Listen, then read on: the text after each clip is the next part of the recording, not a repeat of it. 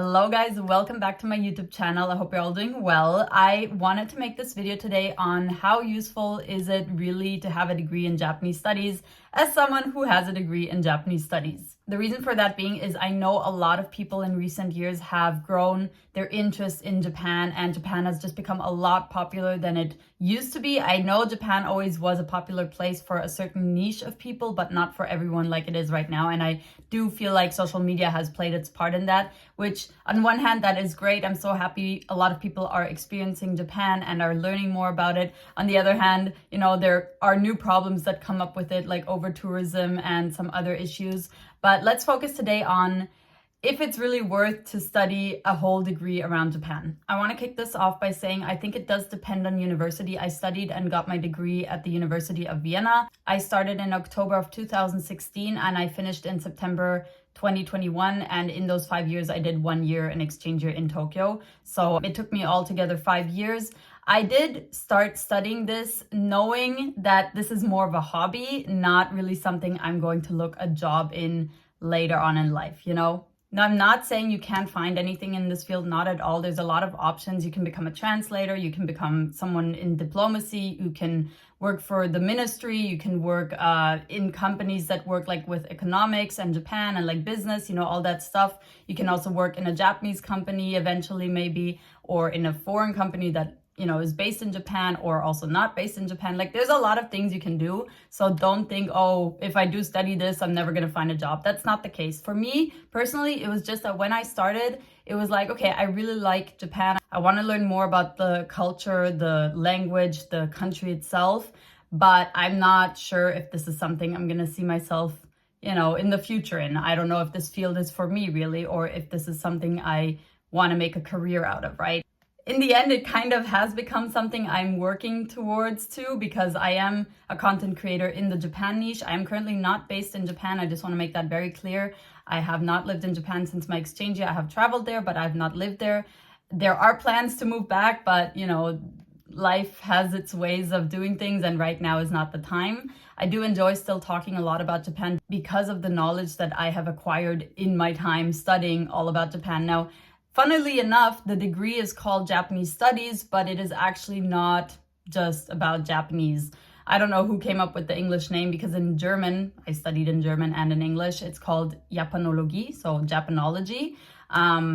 And for some reason, they didn't translate that directly and called it Japanese Studies, which now a lot of people think, oh, you learn Japanese, what do you do with that? Well, no, I learned everything about Japan, actually. I learned about the history, I learned about politics, economics, geography. Language, of course, is also part of it, but not the entire thing.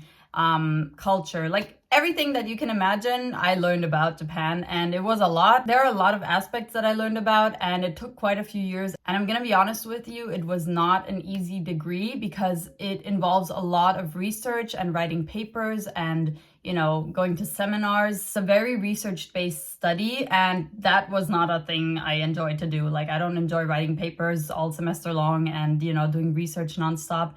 For some people, it's nice, but not for me. For me, I enjoyed the most, of course, learning about Japan, learning the language, learning to interact with Japanese people.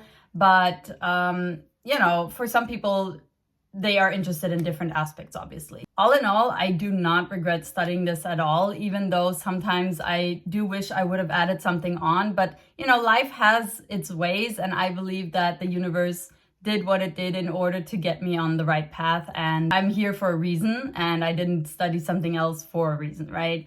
So I'm okay with how it is right now. I just gotta accept it sometimes. But for anyone who is looking to study Japanese studies or even something similar, I know there's Asian studies, there's Korean studies, Chinese studies. There's a lot in this field based on different countries or on all the countries. Honestly, go for it, because I really enjoyed learning this and immersing myself in this whole field. It was a whole new world, especially like in 2016. You gotta think there was like no TikTok. Instagram was not how it is right now. YouTube was the only type of content you could watch to get like information on Japan the way you can get it now on maybe like TikTok or short form content, in general.